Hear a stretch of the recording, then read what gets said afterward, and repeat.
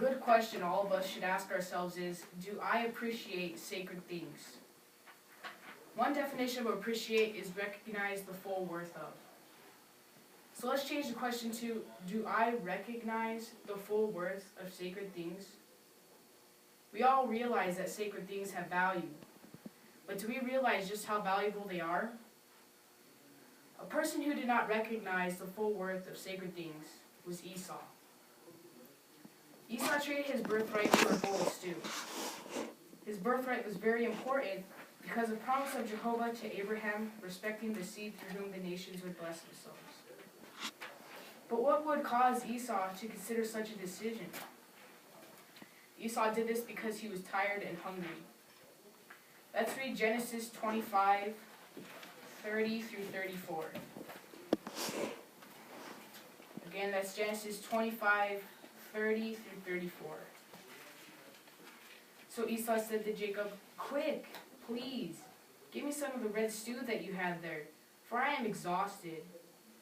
That is why his name was Edom. To this Jacob said, "First sell me your right as firstborn." And Esau continued, "Here I am about to die. What use is a birthright to me?" And Jacob added, "Swear to me first." So he swore to him and sold his right as firstborn to Jacob. Then Jacob gave Esau bread and lentil stew, and he ate and drank. And he got up and went away. Thus Esau despised the birthright. Esau must have realized that his birthright had value, but he did not appreciate the full worth of it. So by this decision, it appears that his birthright must have not been very valuable to him. Esau traded his birthright for something that doesn't last, a meal. Paul had the thinking that being like Esau can lead a person to fail to appreciate sacred things. In turn, this can result in serious sins.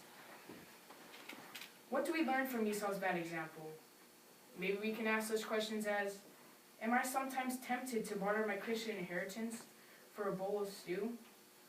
For example, would I give serious consideration to a job offer that interferes with my going to the meetings or in the field ministry? Many have used the expression, "You don't know what you have until it's gone." Is that what some of us have felt before towards our Christian inheritance?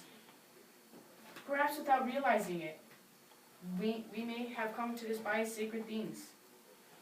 Evidence can show itself when we are not accepting spiritual counsel. Do my decisions or chosen activities affect whether I get to and or prepare for the meetings? Maybe we are participating in valueless activities instead of being in the ministry. Such questions can be helpful to our spirituality.